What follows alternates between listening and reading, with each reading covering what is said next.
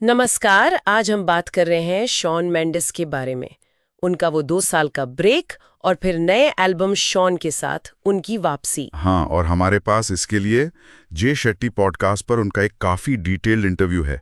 उसी पर आज हम ये गहरी चर्चा करेंगे। बिल्कुल, हमारा मकसद है कि मेंडिस के जो विचार हैं मेंटल हेल्थ, क्रिएटिविटी, जिम्मेदारी और मतलब रियल होने को लेकर उनको समझें। हाँ, खासकर उस ब्रेक के दौरान और एल्बम बनाते समय क्या चल रहा था उनके मन में। और शुरुआत करते हैं उस बड़े फैसले से, टूर कैंसिल करना।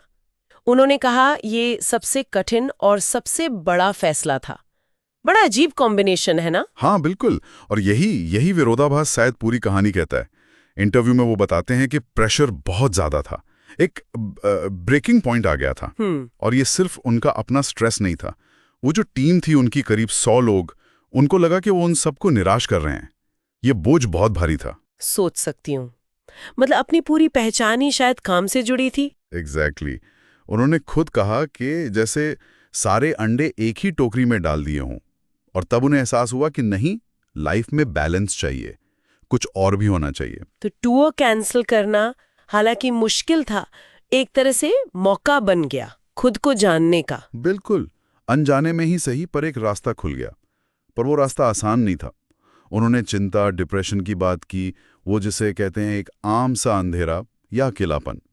और एक चीज जिसे वो लगातार जूझ रहे थे कि दुनिया मुझे कैसे देख रही है, ये प्रेशर। हाँ, ये सेलिब्रिटीज के साथ शायद ज्यादा होता है। हाँ, तो वो पूरी प्रक्रिया थी जैसे परतें हटाने की, वो फेम की, उम्मीदों की परतें हटाकर वापस अपने असली रूप तक पहुंचना, जैसे वो 9-10 साल के बच्चे जैसा फील करना चाहते थे। मतलब खुद को फिर से पाना। बिल्कुल, और इसमें जरूरी था सपोर्ट सिस्टम, ऐसे लोग जो आपको वैसे ही अपनाएं जैसे आप हैं, बिना किसी दिखावे के।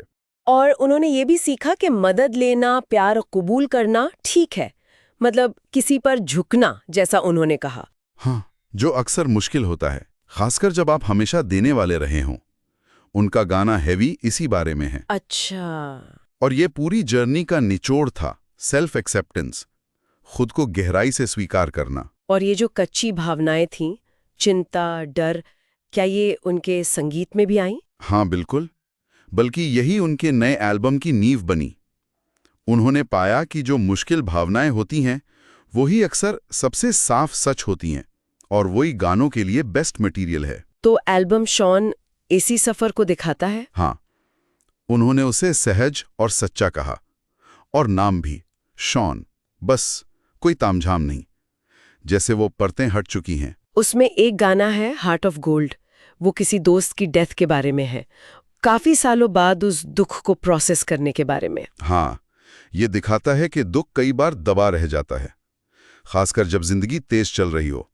और फिर संगीत, वो एक तरीका बनता है उसे बाहर निकालने का, हील करने का। ये उनकी ग्रोथ भी दिखाता है, जिम्मेदारी लेना अपनी भावनाओं की भी। बिल्कुल, और ये जिम्मेदारी रिश्तों को देखने के नजरिए में भी आई। उन्होंने कहा कि हम अक्सर रोमांटिक लव पर बहुत ज्यादा बोझ डाल देते हैं। अच्छा, कैसे? कि जैसे वही सब कुछ है। वो अब प्यार के हर रूप को अहमियत दे रहे हैं, दोस्ती, परिवार, खुद से प्यार।